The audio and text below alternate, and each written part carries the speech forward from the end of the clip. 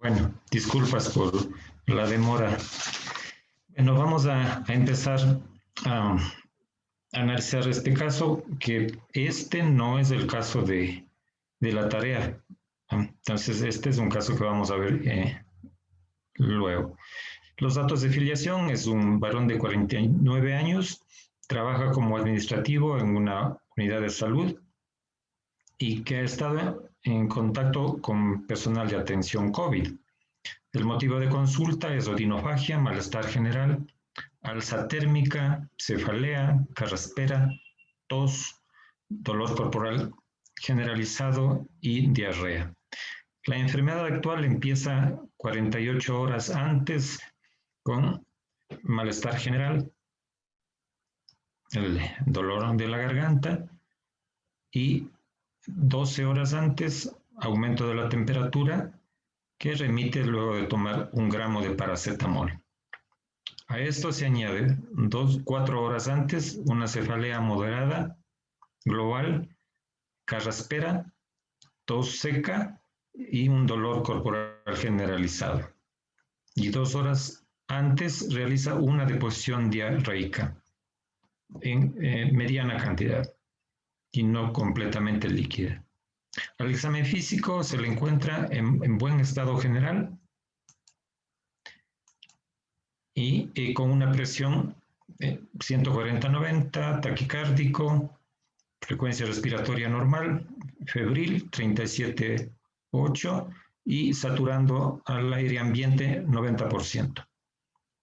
Se detecta una orofaringe congestiva con adenomegalias cervicales dolorosas y una obstrucción nasal parcial. Al hacerle toser, moviliza secreciones altas.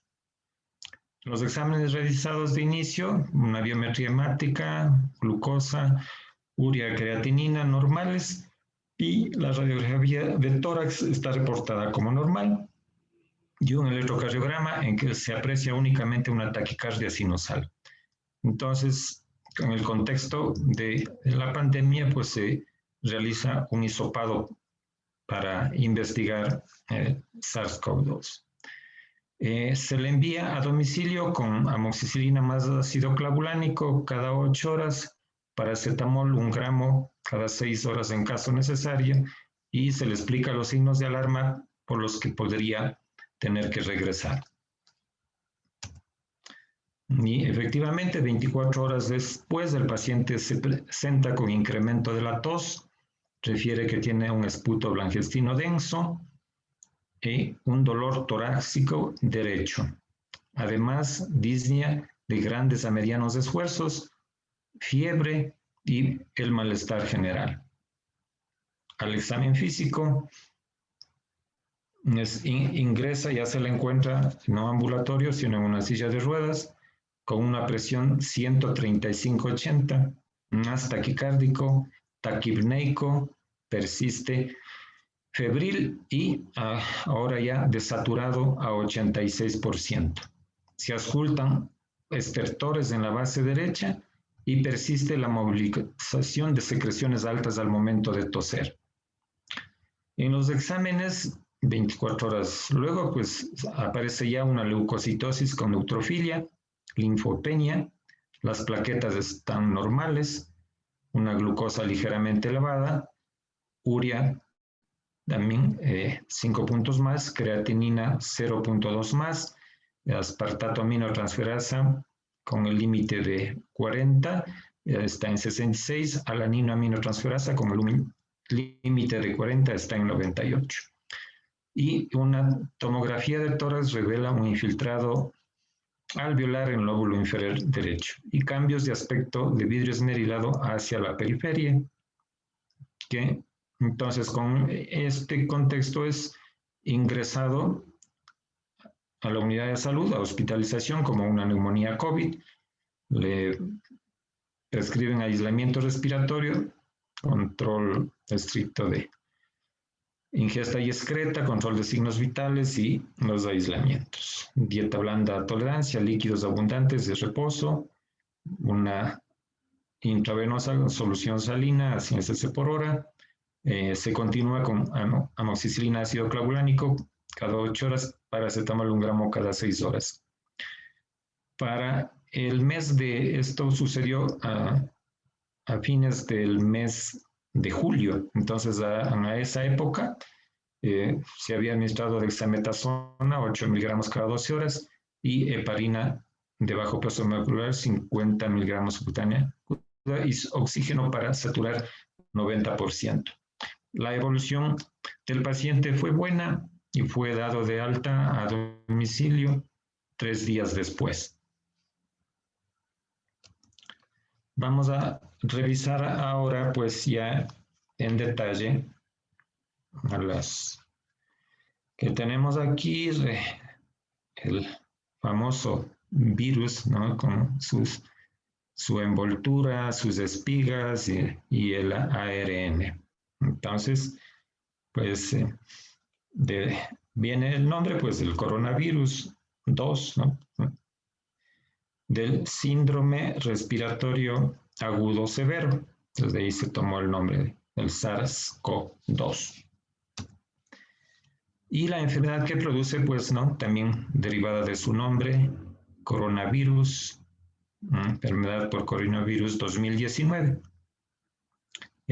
Sabemos, ¿no? Que se transmite por vía aérea o por contacto con mucosas, tiene una capacidad infectiva muy alta, ya que los portadores pueden contagiar el virus durante su estado asintomático. El periodo de incubación va de 3 a 10 días. Inicialmente se manifiesta con síntomas respiratorios. El 80% de pacientes desarrolla un cuadro pausisintomático, es decir, con pocos síntomas o ninguno, es decir, asintomáticos. Y el 20% de pacientes presenta una neumonía intersticial atípica, sería eso lo que clínicamente uno ve, bilateral, ¿no? Con fallo respiratorio y una respuesta inflamatoria sistémica elevada, con una mortalidad que va entre el 10 y 20% de quienes hacen falla respiratoria. Entonces, la COVID-19 también se asocia a trombosis, tanto arterial como venosa, lesiones cutáneas, ya veremos luego un ejemplo, y vasculitis sistémica, y como complicación, fibrosis pulmonar, hablando de complicación a nivel pulmonar. Aquí está el virus, ya es conocido por ustedes, pues penetra en la célula receptora al unirse al receptor de superficie para la enzima conversora de angiotensina, que está presente en los neumocitos tipo 2 y en células del tracto respiratorio superior, además en células renales, cardíacas, intestinales, vasculares, neuronas, ¿no? Donde tiene la capacidad de generar nuevos virus capaces de infectar a otras células. Pero el epitelio pulmonar es el que se afecta con mayor intensidad y produce las manifestaciones más graves. Entonces, en algunos pacientes, el virus produce una respuesta inmunológica aberrante en la que participan las citoquinas como proinflamatorios. Aquí está una célula dendrítica, monocitos macrófagos, acá células plasmáticas, linfocitos B, linfocitos T helper, y aquí sería el neumocito tipo 2. Entonces, las interleuquinas producidas, entonces van y atacan a las células del epitelio respiratorio. Entonces ya dentro de la célula el virus tiene la capacidad de reproducirse y generar nuevos virus, y eso entonces va a invadir a todo el pulmón, ¿vale? Por eso tanta gravedad. Existen varios fenotipos clínicos para el COVID. De los más comunes está este inicial o virásico, Es por la afectación del epitelio de las vías respiratorias altas y bajas, se manifiesta con tos no productiva, congestión nasal, odinofagia, anosmia, fiebre o febrícula, artralgias, mialgias, cefalea, ageusia y diarrea. Entonces, estos síntomas pueden estar algunos, uno solo a veces, o ninguno, ¿no?, para los pacientes asintomáticos. El fenotipo inflamatorio con repercusión respiratoria, entonces se desarrolla, habíamos dicho, en 10 a 20% de pacientes y se manifiesta con disnea progresiva por la neumonía bilateral debido al exudado, edema, daño alveolar y por una reacción inflamatoria inmune local exagerada. Entonces, ¿cómo evoluciona el paciente? Puede estabilizarse y mejorar o desarrollar el síndrome de distrés respiratorio agudo y morir. Otro fenotipo es el hipercoagulativo o trombótico, en el que existe trombosis venosas y arteriales a diferentes territorios. En especial se presenta trombosis venosa profunda y tromboembolia pulmonar. El cuarto fenotipo es de inflamación cutánea y vascular. Se considera que son formas tardías, se observan más en pacientes jóvenes, niños, presentan lesiones vesiculares o tipo perniosis, los sabañones conocidos comúnmente.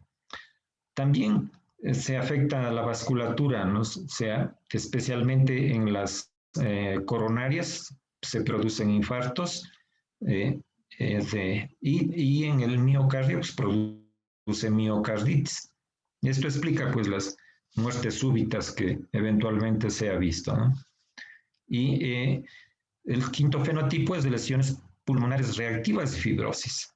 Es decir, aquí se desarrollan en pacientes con una afectación pulmonar importante que es difícil controlarle o hubo un tratamiento dirigido inicial a la fibrosis que puede desarrollarse.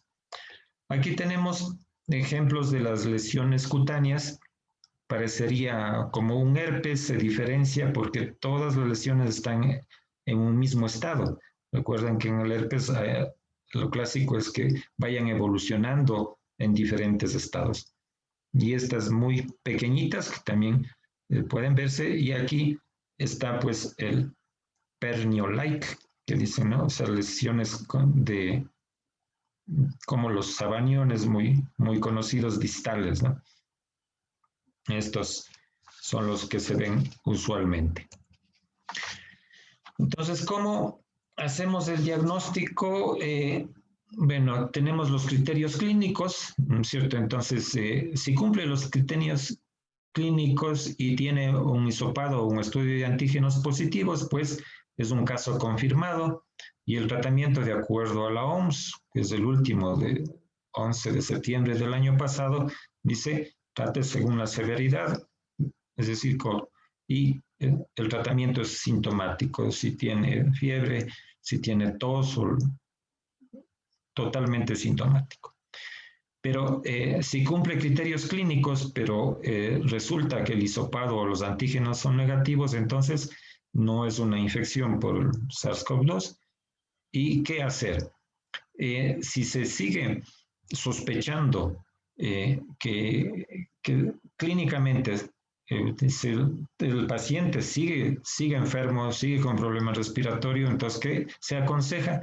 Repetir el hisopado o los antígenos. Si son positivos, vuelve a ser un caso confirmado y el tratamiento según la severidad que se encuentra ya el paciente. Ahora, si al repetir PCR o antígenos son negativos, entonces, pues la recomendación es que se hagan anticuerpos.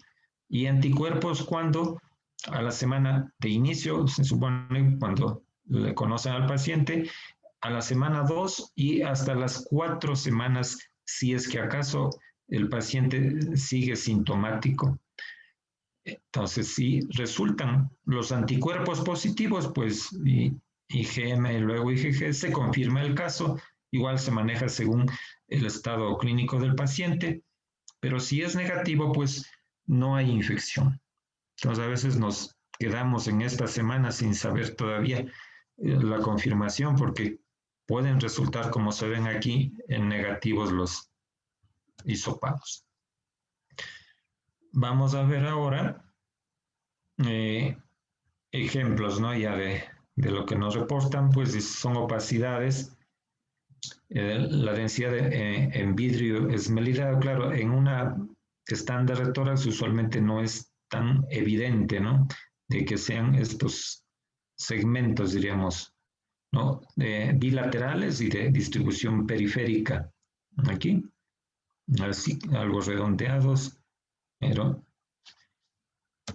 en la tomografía obviamente ya es diferente, ¿no es cierto? Cómo se ven las opacidades redondeadas, bilaterales, con la densidad de vidrio esmerilado y aquí un segmento ya más grande de esa característica. Entonces, estos son ejemplos, ¿no? De asimismo, opacidades mixtas, es decir, intersticiales y alveolares, de predominio periférico, como se nota acá, y la morfología redondeada que a veces adopta. Ahora, otro ejemplo, ¿no? Opacidades que se ven aquí, engrosamiento de los septos, también que puede verse, las opacidades. Y aquí, bueno, en este ejemplo es predominantemente hay una periférica y otra basal.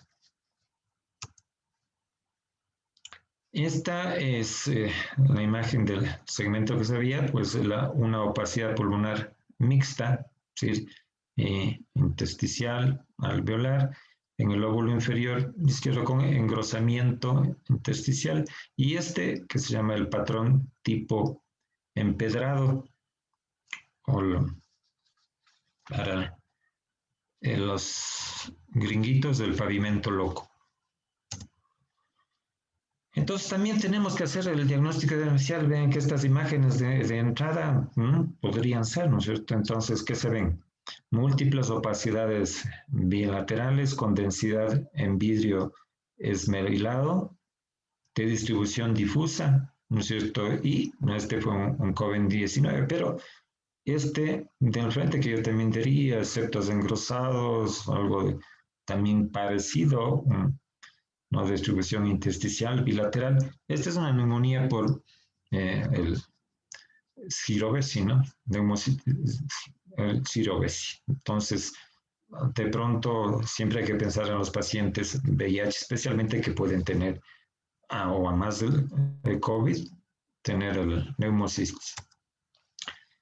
Pues en el eco, las imágenes, aquí se presenta lo que se ve normalmente al realizar un eco, ¿no es cierto? Las líneas que son horizontales, paralelas y separadas a la misma distancia que indican que no hay patología. Y estas denominadas líneas B, focales, difusas, verticales y hiperecogénicas como láser, ¿no? Y que se mueven con el desplazamiento pleural, indican que hay patología intersticial. Y por el mismo eco pueden verse pues condensaciones, ¿no? Consolidaciones, ¿no? Hay ecos muy pobres y puede también de pronto verse derrame pleural. Entonces, ¿cómo manejamos de acuerdo a la severidad? Y esto, bueno, pues recomendaciones de la OMS del 17 de diciembre del 20, se clasifica, ¿no es cierto? Según la gravedad, puede ser no grave, es decir, cuando no hay ausencia de signos de gravedad o críticos.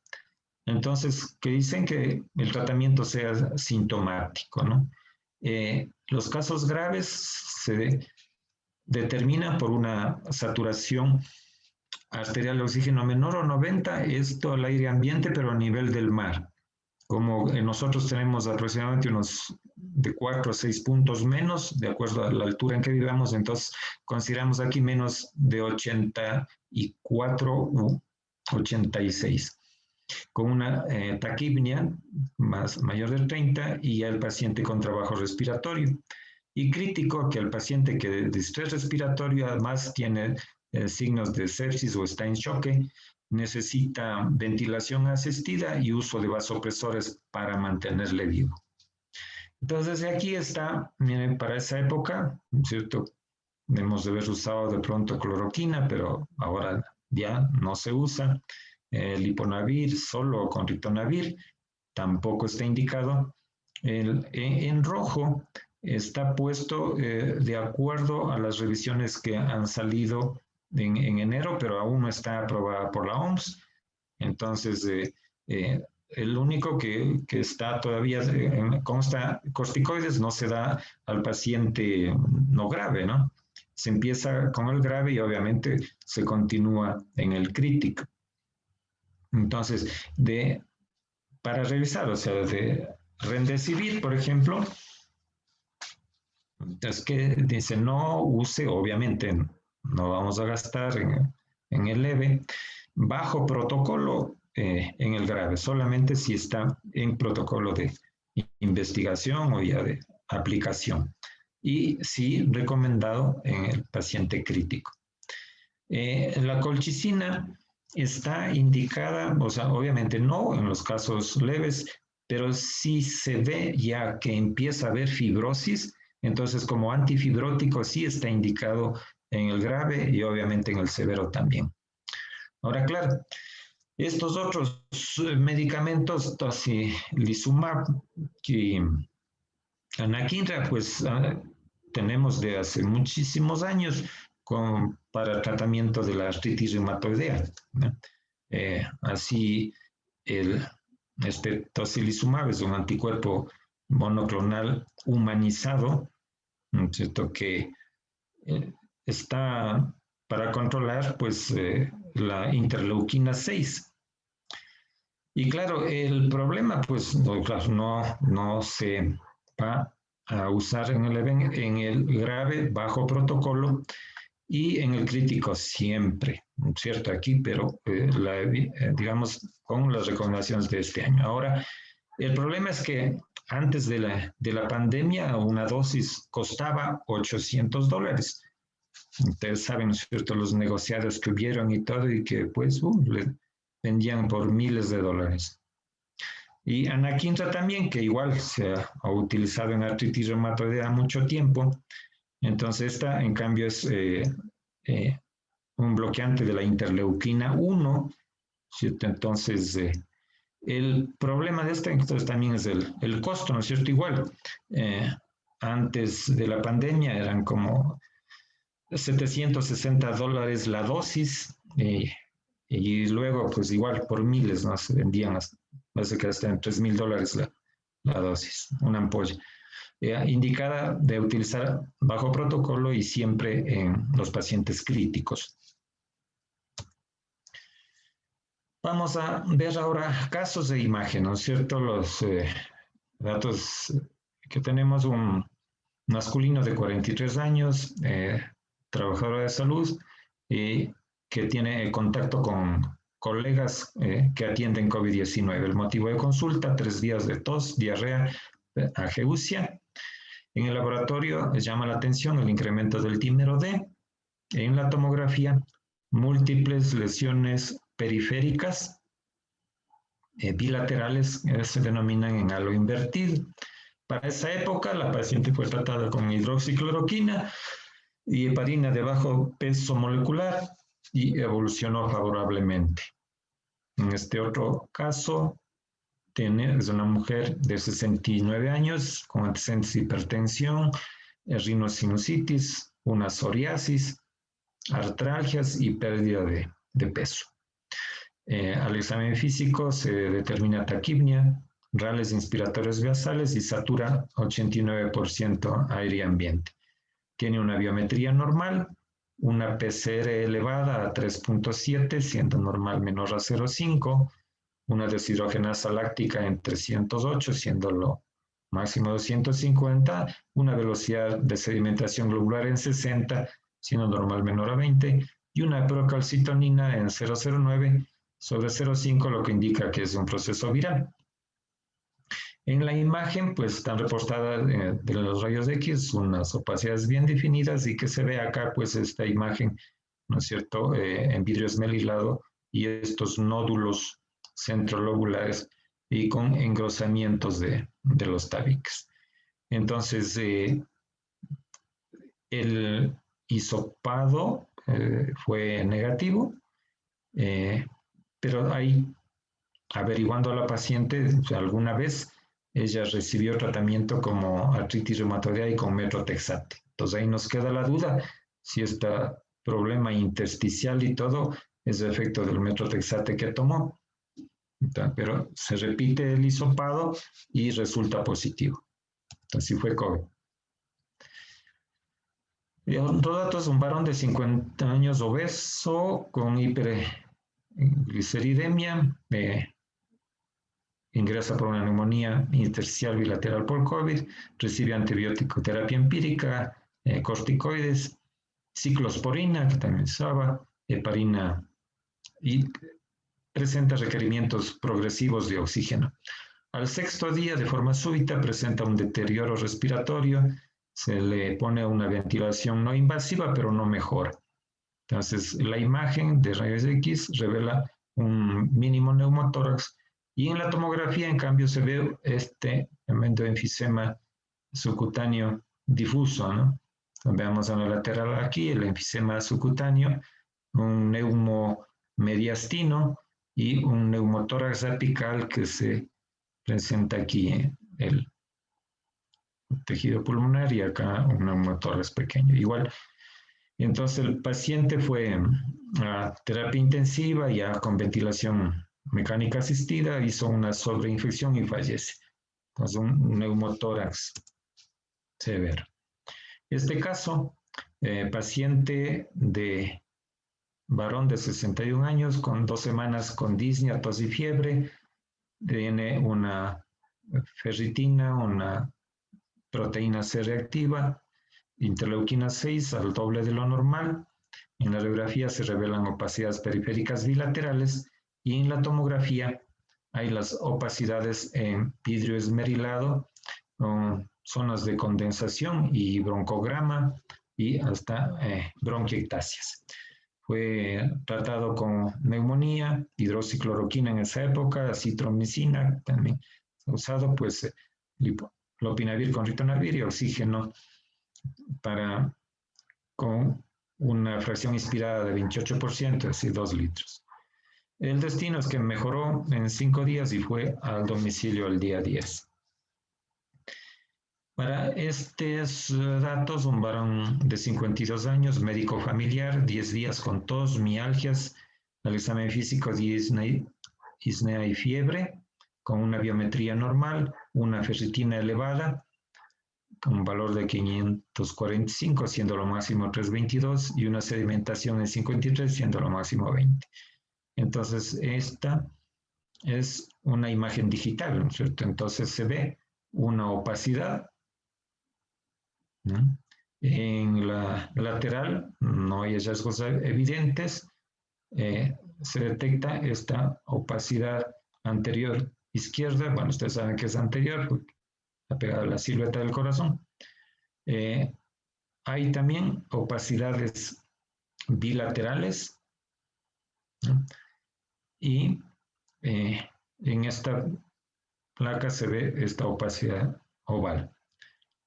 Y claro, ya en la reconstrucción digital, sagital, se observa, pues esta es el área que no se definía muy bien en la digital. Entonces, una opacidad en el lóbulo inferior izquierdo. Otro caso, una mujer de 76 años, hipertensa, con neumonía COVID. A ella tuvo el honor de recibir tolecizumab, heparina de bajo peso molecular, bueno, un distrés respiratoria y se complica además con una tromboembolia bilateral.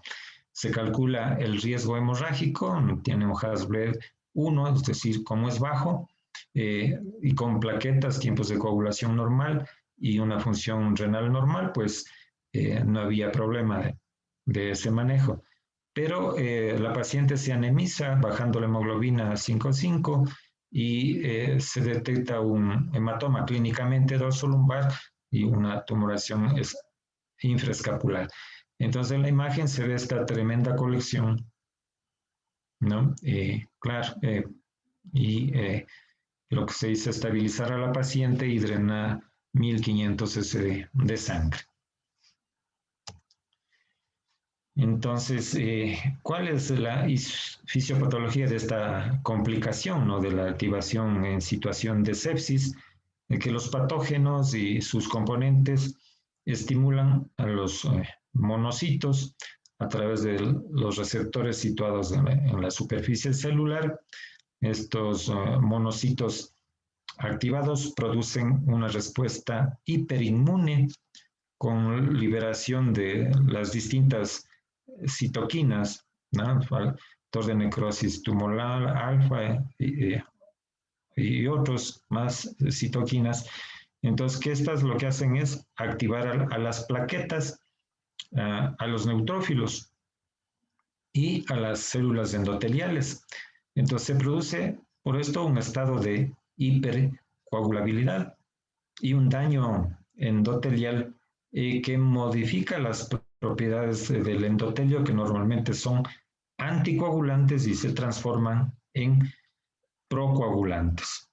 Entonces, por su parte, los neutrófilos expresan el factor tisular y liberan proteínas granuladas y otros mediadores que también son procoagulantes, como estas que se llaman las trampas extracelulares de los neutrófilos, ¿no? Que también son procoagulantes. Entonces, todo esto lleva pues al desarrollo de trombos, ¿no? Tanto micro como macro trombosis. Claro, bueno, ya hemos hablado entonces qué es lo que produce pues una afectación severa del tejido, ¿no es cierto? Y del endotelio vascular, y a nivel pulmonar se dañan los alveos. Entonces, ¿qué causa con eso? Además de haber trombosis en la microvasculatura pulmonar, obviamente eso, además de la infección, ¿no es cierto? Se empeora la ventilación, perfusión, y esto se traduce por aumento de la deshidrogenasa láctica y del dímero D. Entonces, está indicada la tromboprofilaxis en los pacientes, claro, el cálculo de riesgo de enfermedad tromboembólica venosa aproximadamente está casi en la mitad de los pacientes, ¿no es cierto?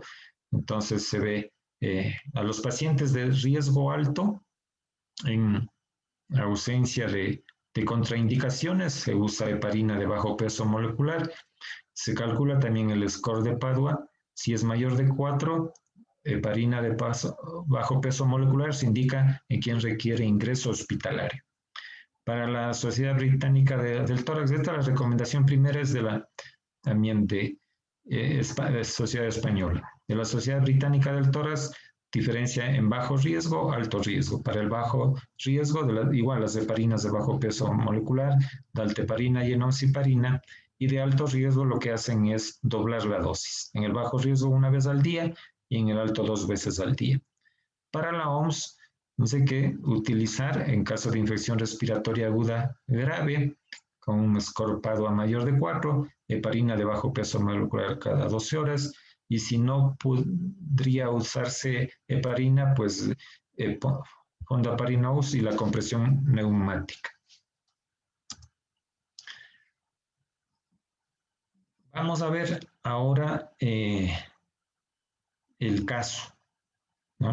El caso que va a ser motivo de la tarea. Quiero que se fijen en la fecha, 12 de enero del 2021. Entonces, se trata de un paciente que, bueno, está trabajaba en una oficina de un banco local, pero por el teletrabajo estuvo en la casa. Y el día 6 de enero, uno de sus hijos se enferma y resulta positivo para el COVID. Entonces, obviamente, toda la familia entra en pánico y el paciente el día 8 también empieza con síntomas respiratorios, se toma el hisopado, obviamente como el resultado no tenemos inmediatamente, pues espera hasta el día 10, el hisopado les reportan negativo, pero el paciente continúa, se queja de dolor torácico, disnea, de grandes a medianos esfuerzos y entonces esta placa inicial pues da la apariencia de que sí hay algo de una lesión aquí, otra lesión acá, no muy clara, pero la placa es del día 10 cuando resultó que se sabía que el hisopado era negativo ese día. Entonces, el paciente sigue quejándose de dolor torácico, de disnea, y para el día 12 se realiza esta tomografía. Entonces se ve esta zona de vidrio esmerilado, aquí otro foco pequeño, periférico, ¿no? De las mismas imágenes, periférico y otro central, algo de engrosamiento septal, y en esta imagen igual en vidrio esmerilado y otra periférica. Se sigue viendo estas imágenes con la periférica acá, algo también, otra pequeña por este lado. Entonces seguimos, ¿no? Otras redondeadas, pequeñas, no dando así. Yeah. Entonces, esta es la tarea. Se solicita que realicen el análisis del caso y qué medicación hubieran prescrito ustedes, ¿no? De acuerdo a lo que hemos revisado ahora, cómo confirmar que es un COVID-19, porque la imagen nos dice sí, la primera posibilidad es un COVID-19. Pero recuerden que el paciente tuvo un hisopado negativo. También ya hemos hablado de este tema, ¿no es cierto? Entonces, por favor, la fecha de entrega hasta el próximo jueves en un Word, no más de 100 palabras, porque no va a meritar mucho análisis. Entonces, les agradezco por la atención y estoy presto a las preguntas. Muchas gracias, doctor. Entonces, bueno, vamos a tener dos partecitas. La primera parte vamos a ir formulando cada una de las preguntas, que ya tenemos algunas registradas en el chat. Y una vez que hemos agotado las preguntas, vamos a dar las indicaciones de cómo vamos a proceder a enviar la tarea. A ver, vamos con la primera pregunta.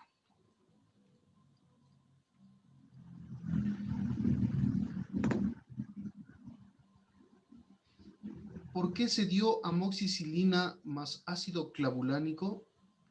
No comprendo los motivos de darle antibióticos en la primera visita y al internarle. Vamos a ver el caso de esta, ¿no es cierto? Sí, claro. Vean que este caso nos dije que fue del mes de julio, a finales de julio del año pasado, en plena pandemia también, igual que seguimos. Entonces, fue considerado que el paciente, claro, tenía orofaringe congestiva, adenomegalias dolorosas, o sea, como un cuadro de infección respiratoria alta. Todos los exámenes estaban normales, se tomó el hisopado y entonces decide dar una cobertura como una infección bacteriana aguda respiratoria alta, ¿no? ¿No?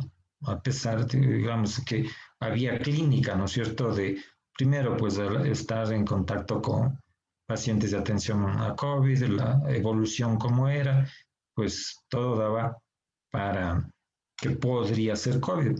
Entonces, claro, se tomó el hisopado y se trató, o sea, pensando inicialmente en una infección de vías respiratorias altas.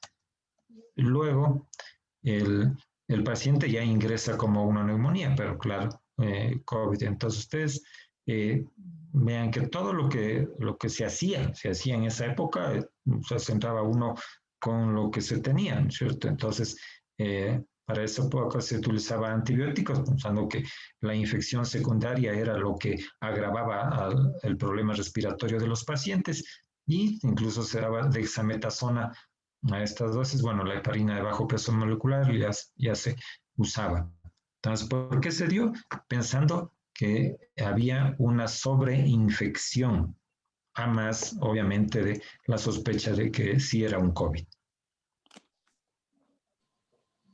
Ok, avancemos. Les solicito que nos vayan también escribiendo si las respuestas van atendiendo la expectativa y el requerimiento.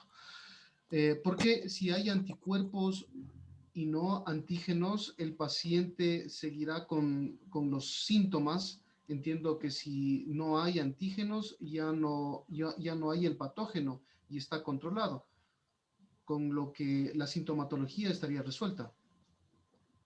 A ver, ¿cómo es esta, diríamos, para ir evolucionar, ¿no es cierto? Entonces, vamos a ver. Criterios epidemiológicos y clínicos, el paciente sí tiene todos los síntomas, entonces dice que hacemos un hisopado, un PCR o detección de antígenos, que da lo mismo. Entonces, si es positivo, no tenemos problema, está confirmado. Pero si es negativo, o sea el 100% de las pruebas son positivas, es la pregunta, ¿no es cierto? Entonces, no, ¿no? Y el nivel de antígenos tampoco. Miren que revisando los parámetros, ustedes han de haber visto los resultados que envían los laboratorios. Hay algunos laboratorios que dicen 4 copias, otros dicen 10 copias. La mayoría que yo he visto aquí están así. Unos pocos laboratorios son de 100 copias, ¿no? Pero según los estándares internacionales se necesitan 1000 copias. Es decir, esa es la diferencia. ¿Por qué? Porque pueden haber tantos eh, negativos, ¿no? Son falsos negativos por la técnica. Ya, entonces, por eso, si el paciente se sigue sospechando, sigo sospechando, sí, está clínicamente tiene, ¿no es cierto?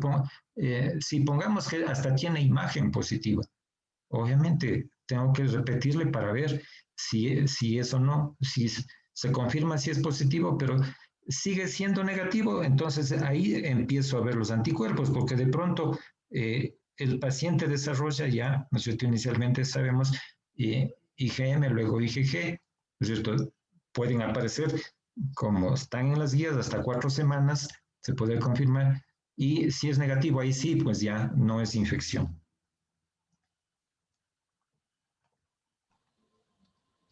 Ok, muchas gracias, doctor. Vamos a otra pregunta. Buenas noches, les saludo. ¿Es posible encontrar en la radiografía de tórax vidrio esmerilado a pesar de que el paciente no tenga clínica respiratoria?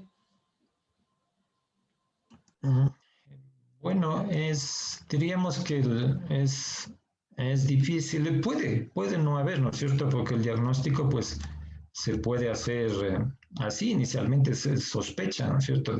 Dice, no había este caso, vamos a ver, ¿no es cierto? Entonces, claro, hay pacientes que es un descubrimiento, ¿no es cierto? Pero esta es la imagen en radiografía simple de las zonas de vidrio esmerilado. Entonces, sí, o sea, claro, yo le hago la placa, diríamos, porque de pronto lo único que desatura al ejercicio. Entonces, ¿qué recomendamos? Esa puede ser el único signo, ¿no es cierto? Que se haga una saturación, camine 3 minutos y se vuelva a medir la saturación. Entonces, espera normalmente, ¿no es cierto?, que con el ejercicio, la respiración mejor que da al caminar, la saturación mejora. La inmovilidad baja la saturación. El hacer ejercicio, pues aumenta la saturación. Entonces, sí, y vean que el único signo puede ser eso, desaturar. O sea, el paciente puede no tener ningún otro signo que solo desaturación al ejercicio, ¿no? Porque si le mido sentadito sin hacer nada, pues está y no cambia. Pero la recomendación es que haga ejercicio.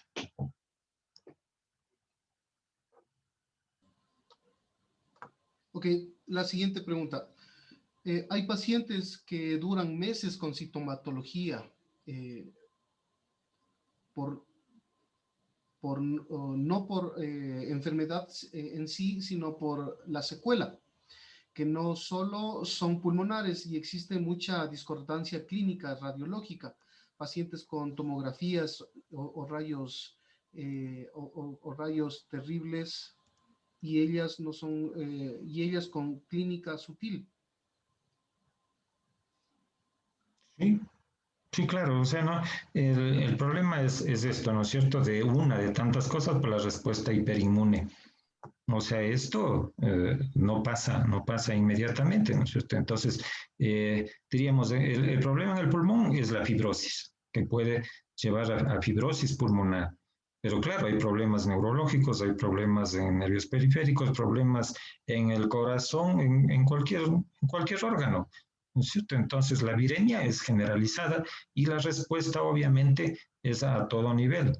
Entonces, sí, hay pacientes que están en terapia intensiva 2 meses, recién salen a los 2 meses de la intubación y luego pues quedan con un deterioro grande del estado general o muscular, caquéticos y que se tardan en recuperar por lo menos unos 4 meses, ¿no es cierto? Así se ve. Obviamente son menos porcentajes, ¿no es cierto? O sea, si decimos que del 20% que se complica, la mortalidad pues es del 2% de los severos. Entonces los que no son severos y se logran recuperar pueden pasar a este estado crónico.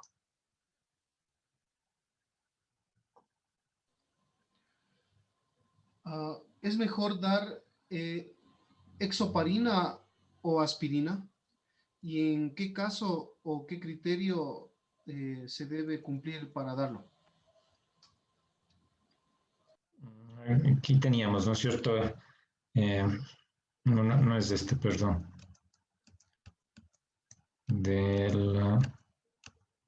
Aquí estamos, en la tromboprofilaxis, estamos hablando de pacientes con el COVID, ¿no es cierto? Entonces, heparina de bajo peso molecular, de hecho, los pacientes que tienen riesgo alto, siempre que no hayan contraindicaciones y con un score de Padua, que es para trombosis venosa, ¿no es cierto? Y de tromboembolia, en quienes requiere ingreso hospitalario. Eso quiere decir que si no hay camas, pues hay que, y se le, está en un consultorio, donde sea, necesita recibir. O sea, ¿por qué? Porque la heparina de bajo peso molecular obviamente es una dosis al día en el de bajo riesgo, ¿no es cierto? Entonces, y que puede, vean, aquí solamente está en el riesgo alto, se habla de riesgo de trombosis, ¿no es cierto? Entonces, que enoxaparina, 40 miligramos al día, ¿no es cierto? Solamente se calcula esto por kilo de peso, 1 miligramo por kilo de peso a día. Lo que pasa con podría usar heparina sódica o no fraccionada, pero ahí necesitaría pues por lo menos las 5.000 unidades subcutáneas cada 8 horas. Entonces, 3 pinchacitos al día, claro que probablemente resulte más barato, pero más cómodo y de acuerdo a los protocolos está con la enoxaparina o heparina de bajo peso molecular. Ok, nos van escribiendo, por favor, si es que se necesitaría hacer una repregunta. Otra pregunta. Buenas noches, doctor. ¿Cómo diferencio la neumonía adquirida en la comunidad de la neumonía por COVID? A ver, hemos dicho, o sea, ¿no es cierto? La neumonía adquirida en la comunidad es una neumonía típica o atípica. Entonces, ustedes recuerden que la neumonía típica es el paciente tiene tos, fiebre y dolor torácico, inicialmente fiebre o escalofríos, ¿cierto? En cambio, en la neumonía atípica, que es por los virus o micoplasmas y otros, entonces el paciente tiene más bien dolor de cabeza, dolor de la garganta, mialgias, diarrea también, ¿no? No necesariamente por COVID, pero en las atípicas es así. Entonces, esta es una neumonía del COVID, es una neumonía de tipo atípico, porque es un virus. Entonces, los virus yo puedo no ocultar nada y en la placa haber sorpresas. O de pronto veo al paciente que tiene un pocotón de secreciones y claro, no hay relación la imagen con la clínica, por eso se llama atípica, ¿sí? Entonces, hablando de las neumonías adquiridas en la comunidad. Siguiente. ¿Cuándo es considerado alto o bajo riesgo para la trombosis?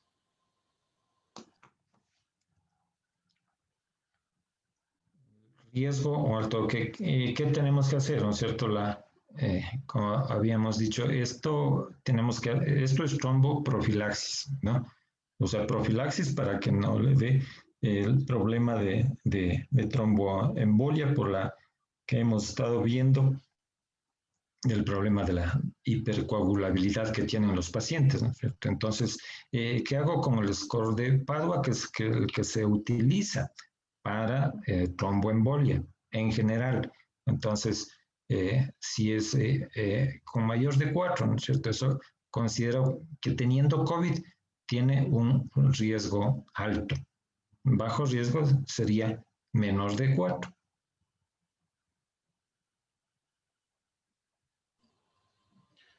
Ok, otra pregunta.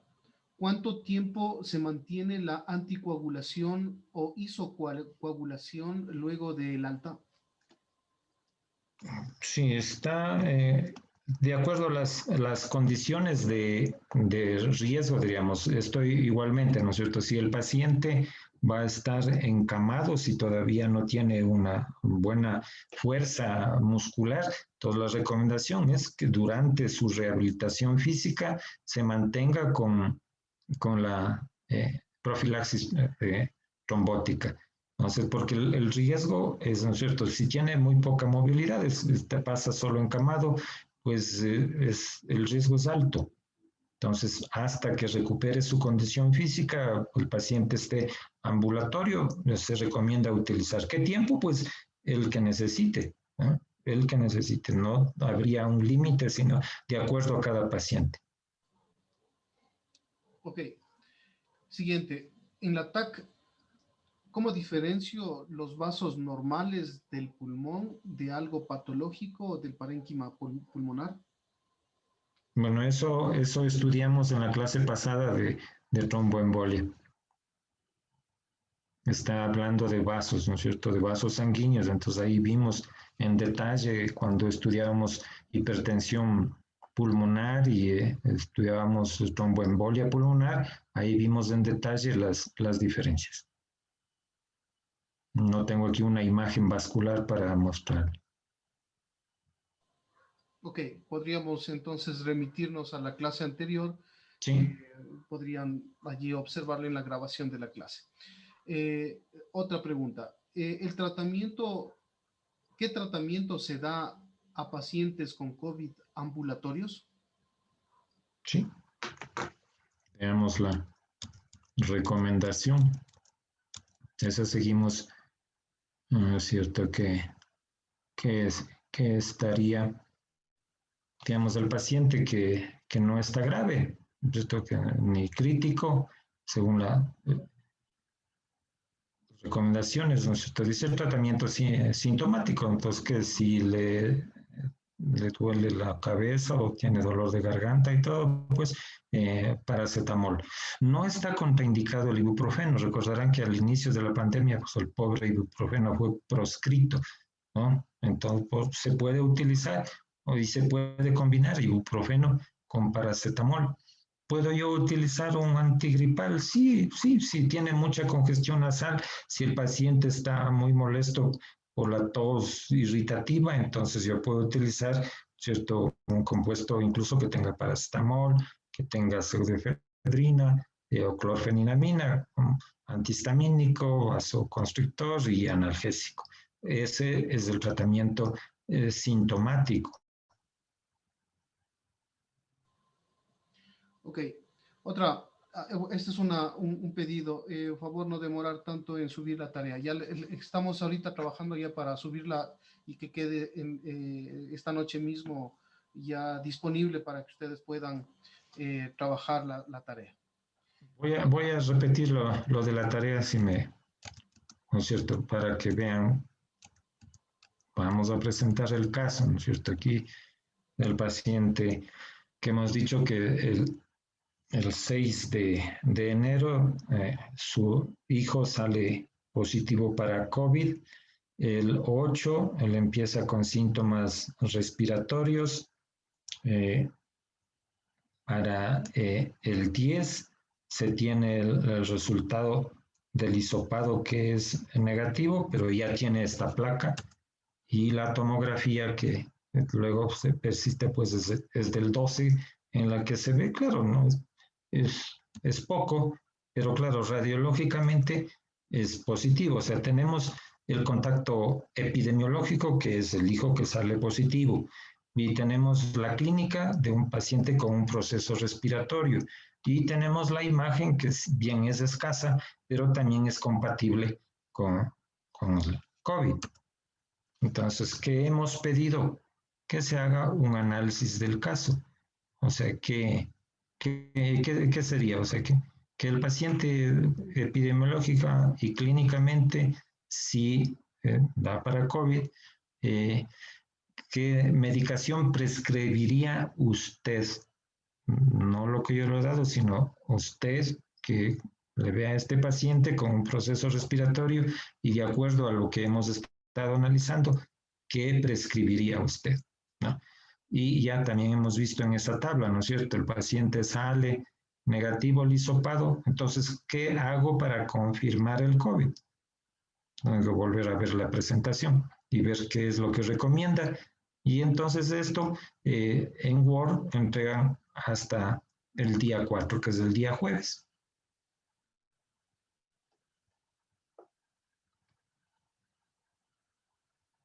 Muchas gracias.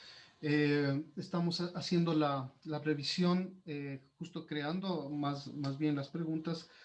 El sustento para la tarea es mirar esta clase que va a quedar grabada en el aula y ustedes puedan tener los insumos necesarios para responder las dos preguntas que ha planteado el doctor y que las estoy escribiendo en este momento en el aula. Para las personas que no han podido participar ahora en la reunión, también voy a escribir ahora mismo en el chat para que todos estén informados sobre las indicaciones dadas para la tarea. Otra pregunta. ¿Qué marcadores de laboratorios son más útiles cuando tenemos un hisopado negativo? O sea, los marcadores de proceso inflamatorio, ¿no es cierto? Que diríamos, ¿qué estamos viendo aquí? Por ejemplo, que se ha pedido, dice aquí, bueno, la biometría para ver si hay leucocitosis, si hay neutrofilia o eosinopenia también es característico, que la ferritina alta también da mala evolución posterior. Hemos visto ferritinas de 2000, 3000, así, ¿no es cierto?, para los pacientes graves. La velocidad de sedimentación, que también es una guía, ¿cierto?, de que siendo máximo 20 puede estar alta. Bueno, esto hemos visto ya. ¿Qué también se hace? Además, bueno, la proteína se reactiva, ¿no? No la PCR del hisopado, sino la proteína se reactiva de inflamación. Se puede también medir interleuquina 6, que va a estar elevada por el proceso inmune que se da. ¿Y qué otro examen? El dímero D, ¿no es cierto? El dímero D, cuando tenemos el compromiso pulmonar y pienso que hay trombosis a más del virus.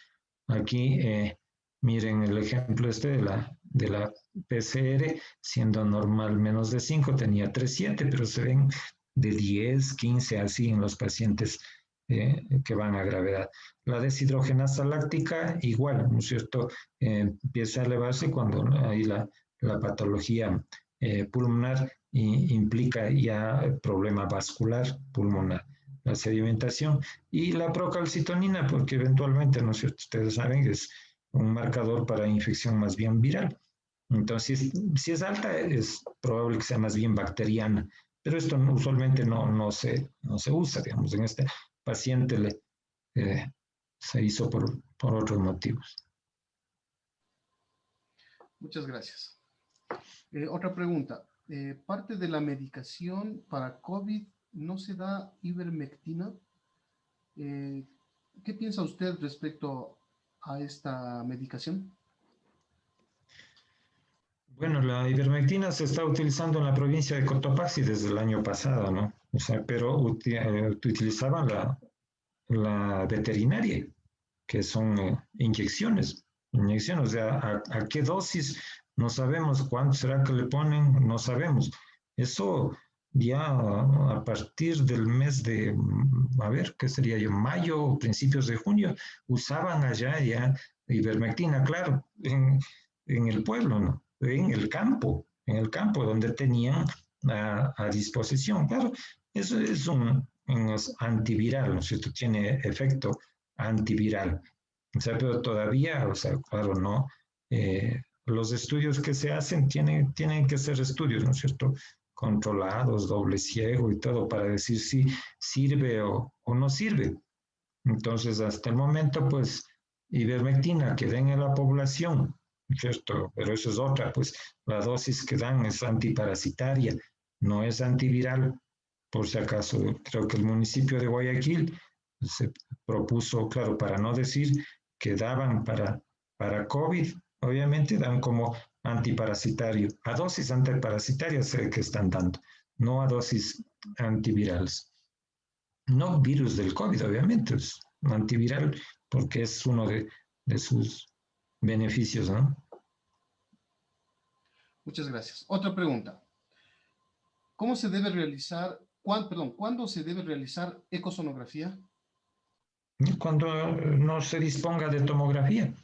O sea, claro, si yo estoy en un sitio en que tengo solo rayos X, pues me bato con eso, ¿no es cierto? No espero la tomografía si no puedo. Y si tengo a disposición un eco, hemos visto, ¿no?, los que se puede tener a disposición, ¿no es cierto?, los signos de que hay patología intersticial o ya hay una consolidación. Esto, lo más característico sería esta, ¿no?, las líneas B o como láser para saber ya que hay problema intersticial. Bueno, también un poco anticipar respecto al eco que en los próximos módulos también vamos a trabajar el tema de la ecosonografía. La doctora Liz también está acompañándonos, entonces está tomando nota. Otra pregunta.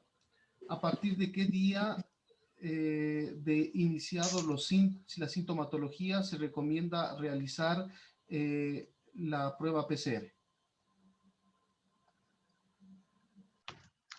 Bueno, se supone que el virus ya estuvo, ¿no es cierto?, en la vía respiratoria alta y entonces, como sabemos, los síntomas, tenemos el periodo de incubación va de 3 a 10 días, entonces usualmente hasta manifestar los síntomas. Pues los síntomas, como hemos dicho, la mayoría de pacientes son asintomáticos, los otros son pausisintomáticos y tienen pocos síntomas, pero ya con la sospecha epidemiológica y la clínica, entonces hacemos un PCR. Cuando le veamos al paciente, si nos viene ya sintomático respiratorio, pues decir, con síntomas respiratorios, ese momento, ¿no es cierto? Si me dice que tuvo un contacto cercano, probablemente intradomiciliario o, o el que sea, y que de pronto empieza ya con dolor de cabeza, malestar del cuerpo, mucho decaimiento, mucho sueño, y le duele la cabeza, o sea, todavía no, son cosas inespecíficas, ¿no? Entonces eso ya está, ya está. Entonces, el virus ya estuvo, entonces la PCR yo puedo hacerle desde el primer día de los síntomas. Hablo de los síntomas, ¿no es cierto? Desde el primer día de los síntomas se supone que ya me puede salir positivo, tanto la prueba de antígenos o la PCR de la nasofaringe, de la faringe o de líquidos que yo pueda tener. Ok, vamos a la siguiente. ¿Cuánto tiempo puede permanecer elevado el fibrinógeno y dímero D? Siempre que, o sea, ¿de qué depende del estado de hipercoagulabilidad? ¿Cierto? Entonces, si yo tengo aquí, por ejemplo, en este ejemplo, miren, un dímero D, decimos que según los laboratorios, pues van de entre 300 o máximo nivel de 500 de este paciente. Miren, tiene 1365 y no es que tiene tromboembolia pulmonar, ¿no es cierto? Tiene microtrombosis pulmonar, pero como es diseminada, difusa y todo en el pulmón, entonces por eso aumenta. O sea, ¿hasta cuándo? Mientras dure el estado de hipercoagulabilidad. O sea, esas son una de las complicaciones. O sea, ¿qué pasa, no es cierto? Como hay el contacto con el virus, entonces los monocitos empiezan a desprender el factor tisular y se empieza la respuesta hiperinmune. Entonces, claro, ¿cuándo o sea, yo tendría, ¿no es cierto?, que bloquear? Por eso son los tratamientos que se han dado, ¿no es cierto? Inhibidores de interleuquina 1, inhibidores de interleuquina 6, antifactores de necrosis tumoral y todo, productos biológicos y no biológicos que desgraciadamente son muy caros, ¿no es cierto? Entonces, yo si tuviera a disposición esto usaría, entonces bloquearía esta respuesta hiperinmune aquí, inhibiendo a las citocinas, que son las interleuquinas. Claro, lo que estoy haciendo yo al usar la heparina de bajo peso molecular, o sea, pues estoy ya acá, ¿no es cierto? Ya muy abajo, diríamos. Hemos dicho que tanto el factor de necrosis tubular, las proteínas, que la agregación plaquetaria y el daño endotelial. Entonces ya estamos tarde. ¿Por qué? Por el costo. O sea, el problema es el costo. Entonces, si tuviéramos a disposición, pues claro, el paciente que ya veo que tiene un dímero de elevado y el problema respiratorio obviamente va a gravedad, entonces yo utilizaría esto. O sea, no tengo otra opción.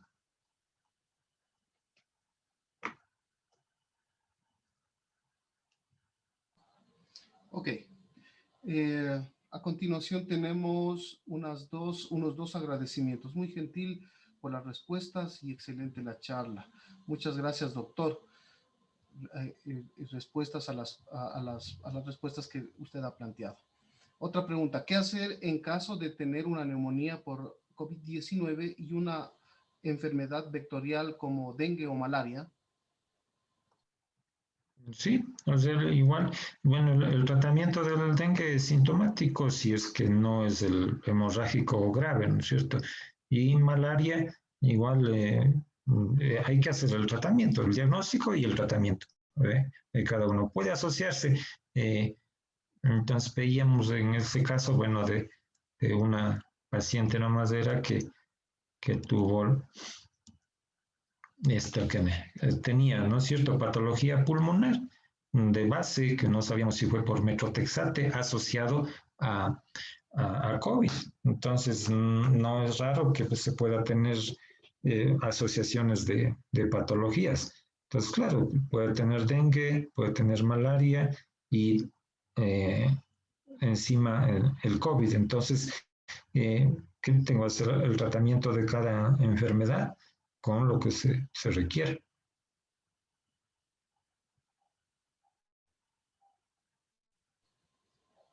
Ok, siguiente.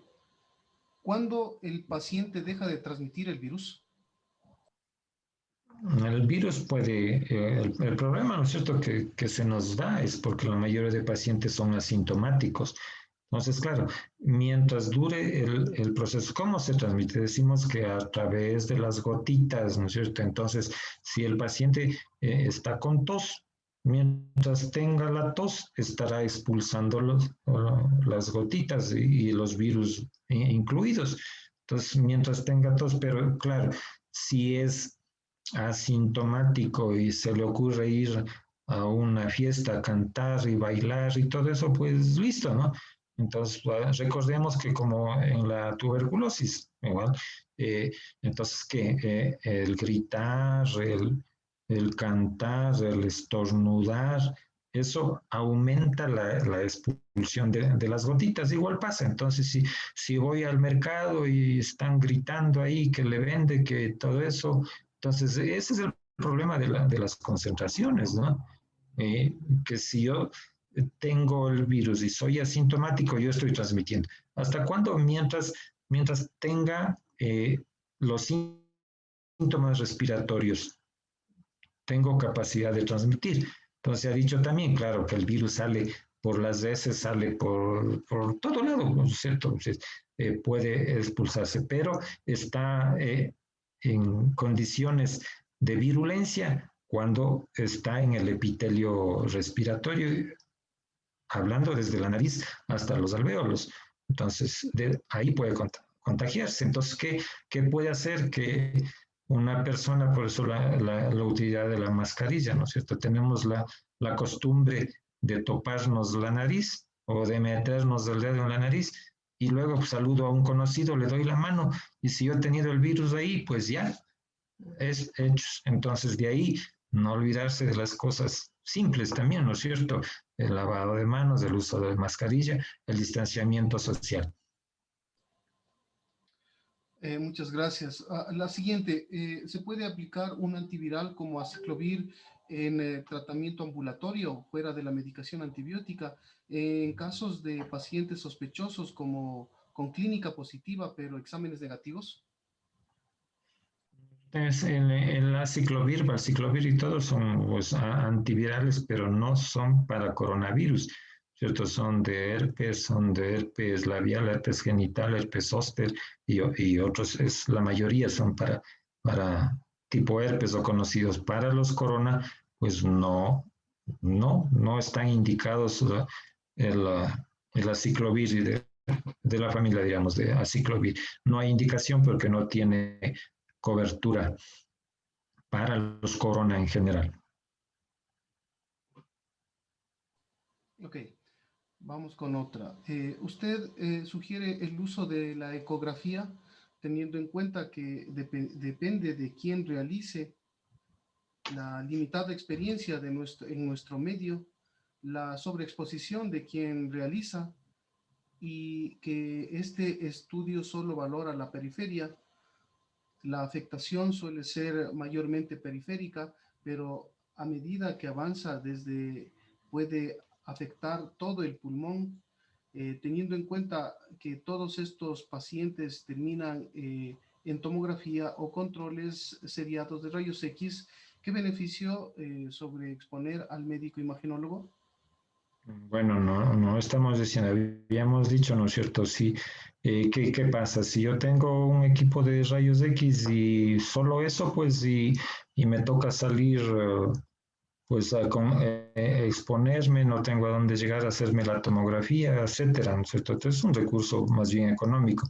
Tengo solo a disposición el eco. Aquí lo que hemos dicho es, claro, eh, yo estoy viendo, el paciente, estamos trabajando con todas las normas de bioseguridad, ¿no es cierto? A veces traje impermeable por dentro, otra bata descartable por fuera, que gafas, que protector, visores, etcétera.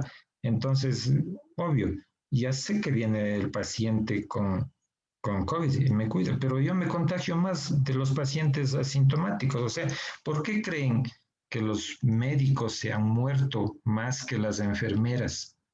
Siendo que la enfermera está más cerca del paciente. ¿Por qué? Porque tenemos la mala costumbre de no lavarnos las manos. Siempre ha sido así, ¿no es cierto? En los estudios que se han hecho en los hospitales para ver quién se lava las manos, el que menos se lava es el médico.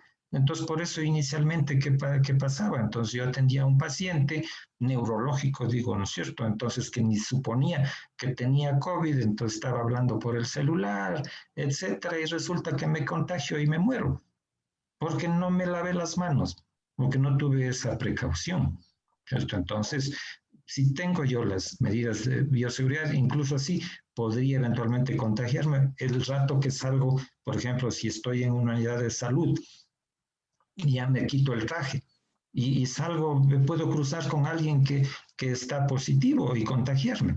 Puede pasar, ¿cierto? Entonces, por eso le hablaban al ministro de Salud diciendo que los médicos están llevando el virus al hospital.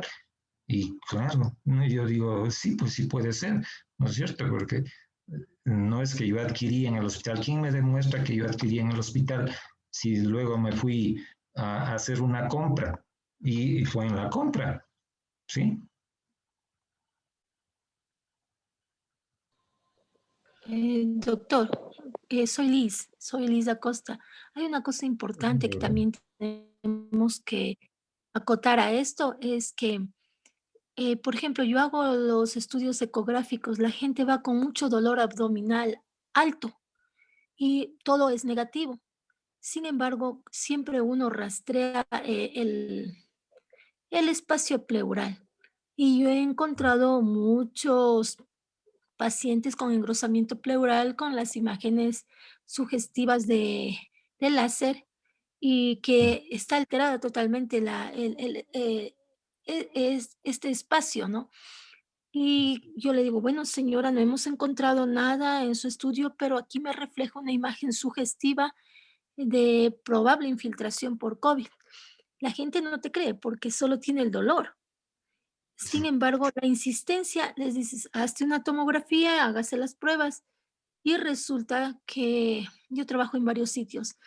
Entonces, casualmente a veces les topo en las clínicas y le digo, se hizo veo el examen, digo, en la mañana le vi en el consultorio y hoy le estoy viendo en la clínica y los infiltrados en vidrio esmerilado por COVID. Entonces, también hay eso. Mira, yo soy una persona de riesgo, ¿no? Porque vienen asintomáticos con un dolor abdominal muy, sugestivo de que fuese un dolor abdominal, pero es alto y con dolor lumbar. Muy frecuente dolor lumbar porque piensan que es una patología renal, inclusive el médico que lo valora. Y no es así, son infiltrados por COVID. El, de, de 100 pacientes que he visto, unos 80 habrán tenido este tipo de sintomatología, dolor abdominal alto o lumbar alto o torácico bajo, sin otra sintomatología, ¿no? Entonces les mandan a ecografía y resulta que no hay nada en la ecografía, ¿no? En la mayoría de los casos. Y yo les suelo sugerir que se hagan los estudios complementarios y salen positivos, ¿no? Sí, sí, así pasa, ¿no es cierto? Ahora cualquier cosa es COVID hasta no demostrar lo contrario. Estamos en pandemia. Un paciente puede venir convulsionando Y resulta que sí, es el daño neurológico. Se ha infartado. Así es COVID, ¿no es cierto? Entonces, hay que descartar y por eso son los medios de protección que es a todo nivel. A todo nivel especial, nosotros estamos muy expuestos porque así puede suceder, ¿no es cierto? Hay lo de la piel, por ejemplo, cambios en la piel, que se va al dermatólogo a que le vea, si no tiene otros síntomas, solamente esa erupción, que será alergia, que será alguna cosa pasajera, que será, resulta que es COVID. Entonces estamos aprendiendo a ver cosas. Otros solamente que cefalea. Entonces, ¿qué cefalea? Entonces uno se sugestiona y dice TAC cerebral. Es normal, normal. O sea, tenemos que pensar que mientras dure la pandemia, cualquier patología que no se explique es COVID hasta no demostrar lo contrario.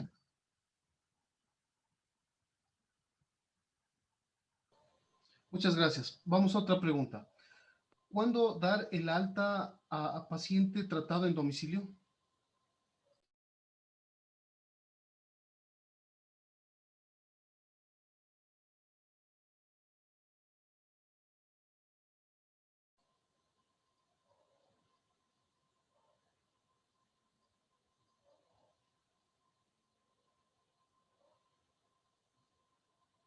Hola, hola.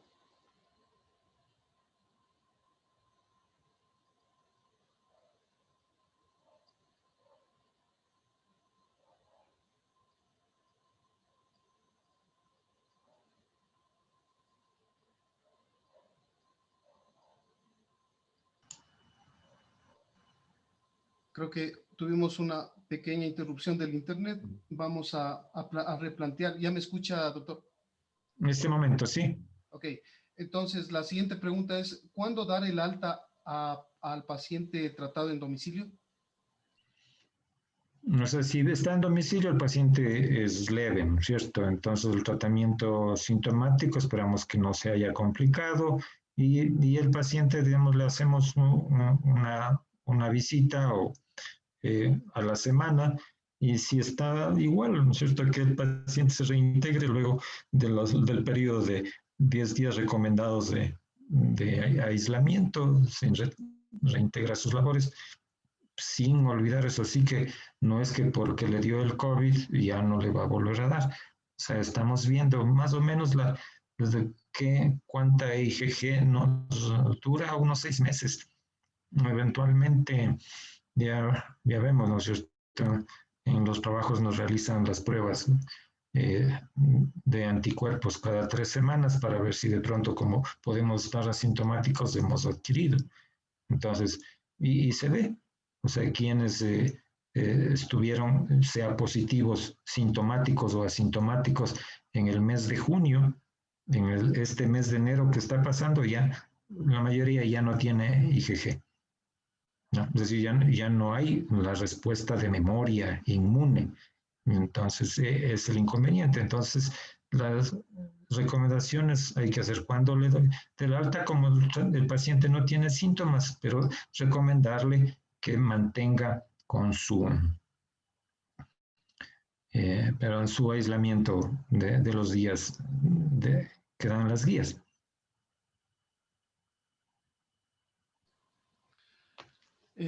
Siguiente, ¿el tratamiento del COVID es el mismo con personas con diabetes o hipertensión?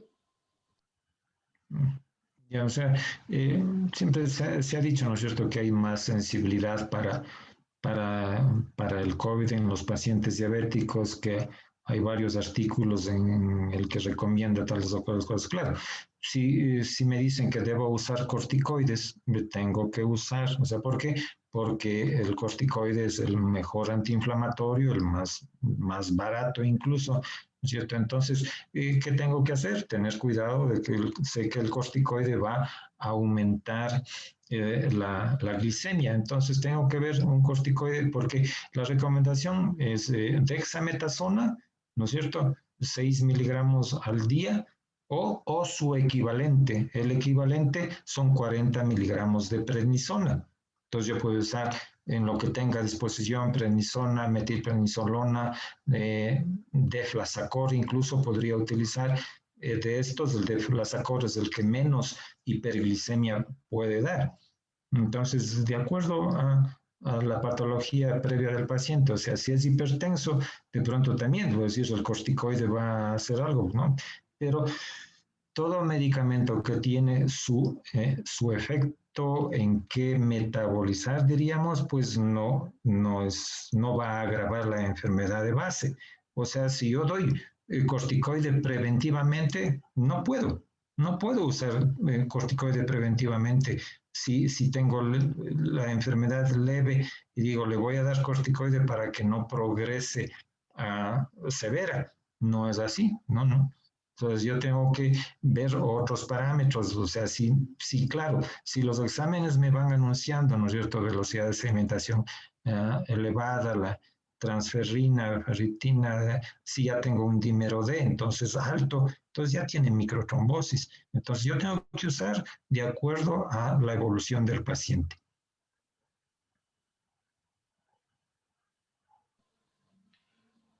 Ok, otra pregunta.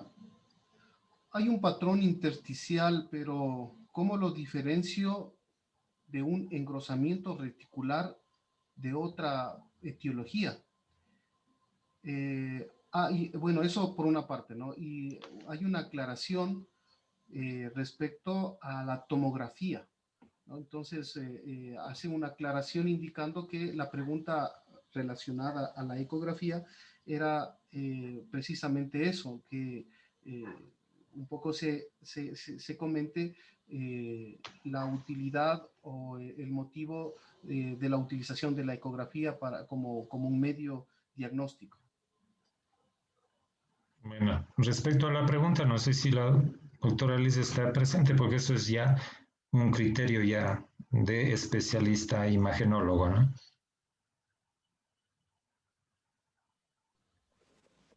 A ver, ¿qué es lo que sucede? Normalmente tenemos parámetros, ¿no? El gold standard es hacer la tomografía. Sin embargo, en ocasiones, si no dispones de tomografía, como ya dijo anteriormente el doctor Cisneros, uno puede tener los otros medios. Si tenemos un eco al alcance, podemos ver a través del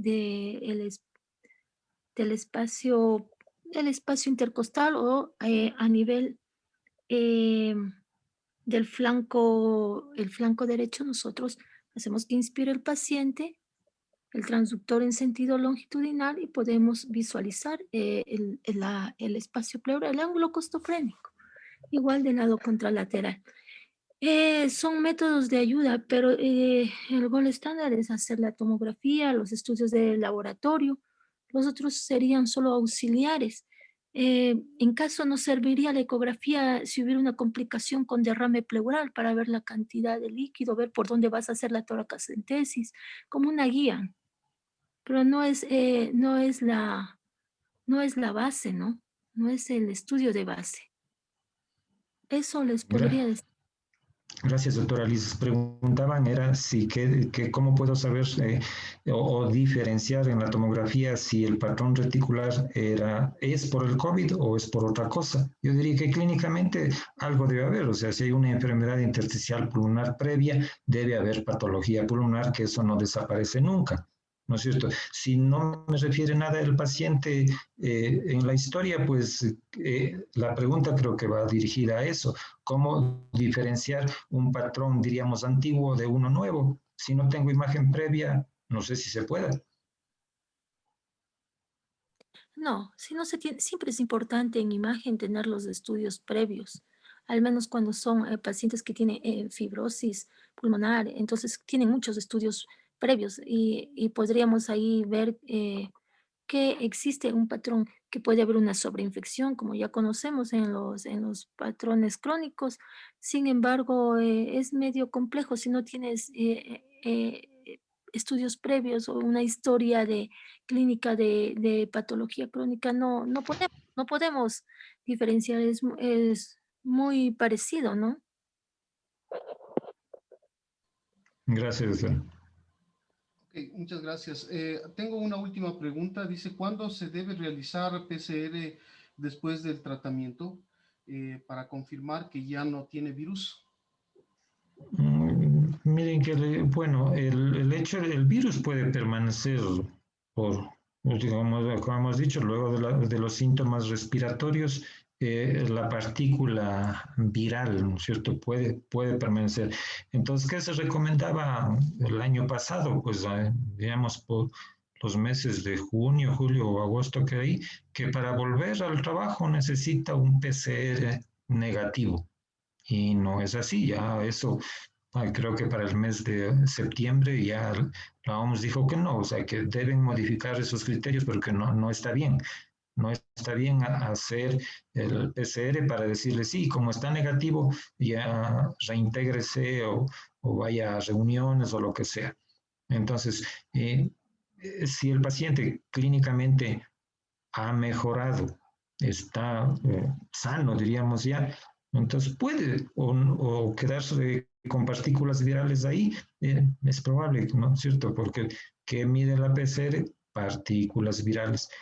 ¿Qué mide los antígenos? Pues antígenos del virus, ¿no es cierto? Entonces, ¿qué es más útil? Ver la memoria, ¿no es cierto? Porque con la memoria de IgM aguda y IgG crónica, entonces yo puedo saber, incluso decir, ¿fue o no fue COVID? ¿O tengo todavía defensas o no tengo?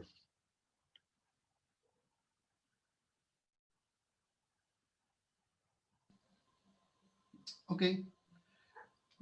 Bueno, ya agradece la respuesta.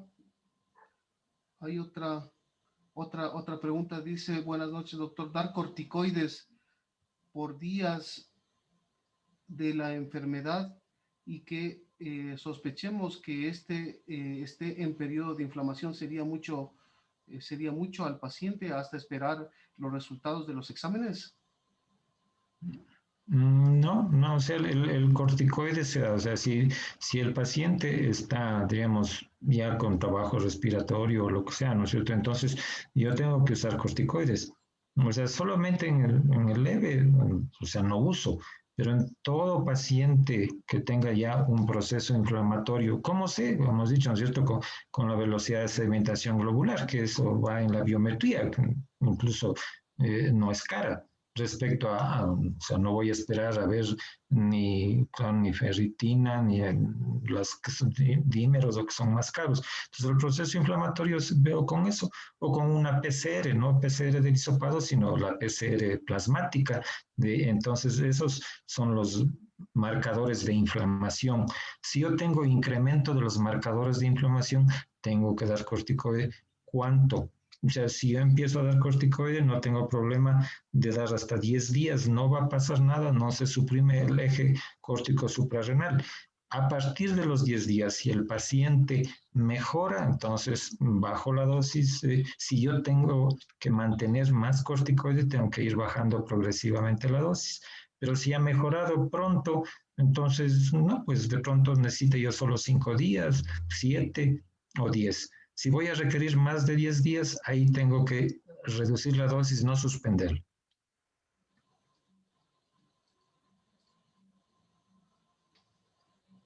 Ok, creo que estamos terminando las preguntas. Hay un mensaje más de agradecimiento. Excelente la charla.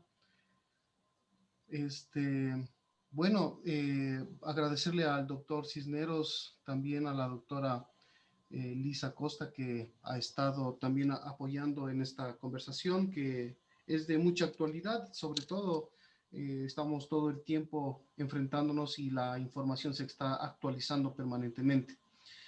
Esperamos haber aportado con este taller a ir consolidando de manera práctica los conocimientos que se han ido manejando durante este curso. Con esto, pues solamente hacer un recordatorio.